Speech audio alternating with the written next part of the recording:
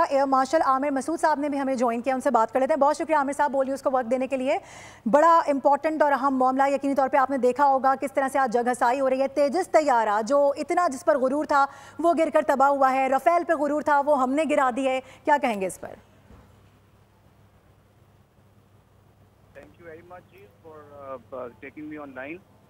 मैं सिर्फ ये फिर तो गिरे वो कॉम्बैट थी हमारी इंडिया के खिलाफ, और वो उनको एक शर्मिंदगी का सामना करना पड़ा। बड़े एडवांस जहाज थे।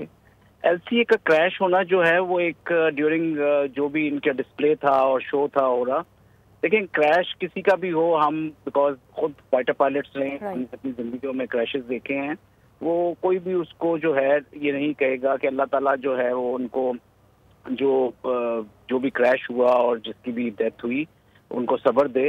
ये एक ऐसा हादसा होता है कि जिसको कोई भी फाइटर पायलट नहीं पसंद करता, बिल्कुल। लेकिन जब दुश्मन के सामने मतलब वो होते ना कि वो हल्का ही यारान तो बरेशम की तरह नर्म रज़्म आको बातिल को तो फौलाद है मोमिन, तो हम उस चीज को कभी भी नहीं इंडोर्स करेंगे कि किसी का क्रैश हो जाए और इस तरह ट्रेनिंग साइट में।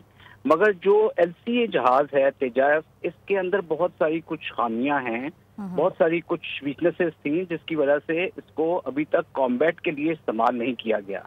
और ये कोई 20-25 साल पुराना एक प्रोजेक्ट इनका चल रहा है, जिसको सम अदर ब्यूरोक्रेटिक प्रॉब्लम्स की वजह से, पॉलिटिकल इश्यूज की वजह से ये उस मकाम तक नहीं पहुंच सकता जिससे इंडिया चाहता था कि एलसीए जो है वो एक गैप फिलर हो, एक 4.5 जनरेशन एयरक्राफ्ट का, और इनको एक ज्यादा सारी इन्वेंटरी मिल सके इसकी। जिस तरह से पाकिस्तान ने अपने JF-17 थंडर को ऑपरेशनलाइज किया है, तो उसके मुकाबले में ये उस लेवल पे नहीं आ सका, और अभी तक इसको कॉम्बैट वर्दी नहीं कहते या ऑपरेशनल मिशंस के लिए इसको नहीं इस्तेमाल करते, इन्हीं कमजोरियों की वजह से। वो कमजोरियां क्या हैं उसके लिहाज से अगर देखा जाए तो इसके इंजन के बहुत सारे इश्यूज हैं। वो अमेरिका से आता है इंजन, और इनको इंपोर्ट के मसले काफी पड़े हुए हैं। फिर इसकी जो एवियोनिक्स है वो भी इंडिजिनस नहीं है, उसके काफी सारे इश्यूज हैं।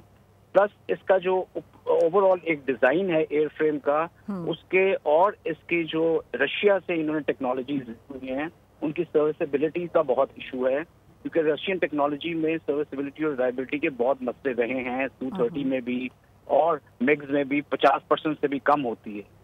तो उस लिहाज से अगर देखा जाए तो overall this particular project is a failure.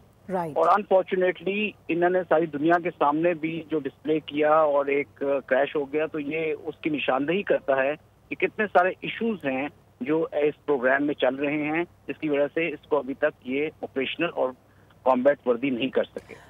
अच्छा, तो आमिर साहब आप नहीं समझते कि इतना बड़ा एयर शो है जहां पे पूरी दुनिया के ज़बरदस्त फाइटर जेट्स मौजूद हैं, हमारा JF-17 थंडर उसने जिस तरह से धाक बिठाई पूरी दुनिया ने देखा, फिर कल हमने देखा कि हमारे MOU साइन हुए हैं मुख्तलिफ ममालिक के साथ, तो आप नहीं समझते कि ये बहुत बड़ा फेलियर है, ये सोच का भी फेलियर है, ये तरबियत का भी फेलियर है कि उनको पता ही नहीं है कि करना क्या है, और इतने बड़े शो के अंदर वो ऐसे तैयारों को भेज रहे हैं जिसमें टेक्निकल फॉल्ट्स ऑलरेडी मौजूद हैं?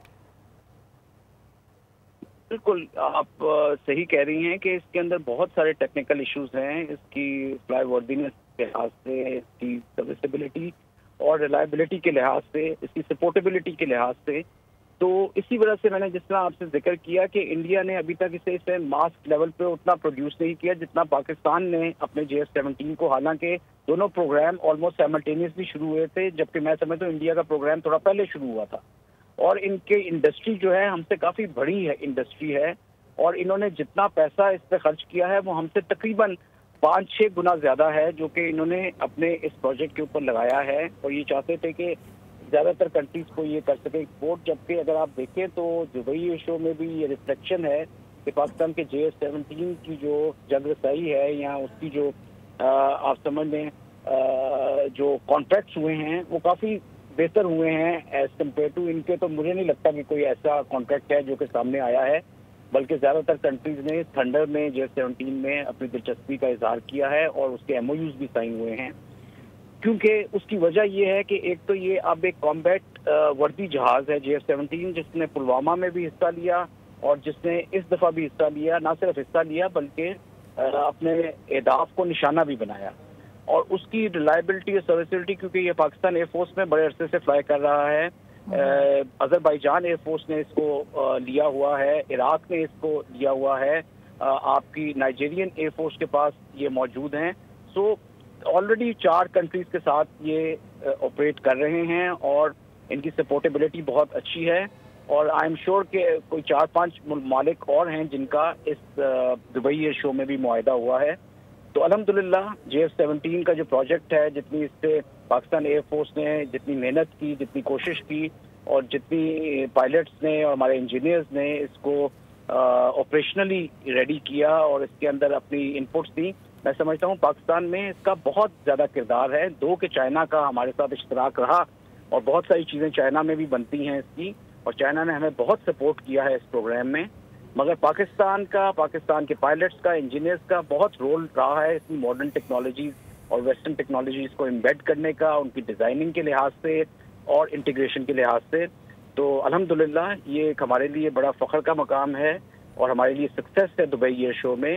اور انفارچونیٹلی انڈیا کے لیے میرا خیال میں بہت شرمندگی ہے, اسپیشلی اس کریش کے بعد, کہ وہ اپنے اس کا جہاں پہ وہ پروجیکٹ کرنے آئے تھے اس کو الٹا اس کا ایک نقصان ہوا ہے, اور بہت سیریس نقصان ہوا ہے. یہ کوئی معمولی بات نہیں ہوتی کہ ایئر شو میں آپ کا جہاز کریش کر جائے اور اس کے اندر ڈسکرپنسیز نظر آئیں.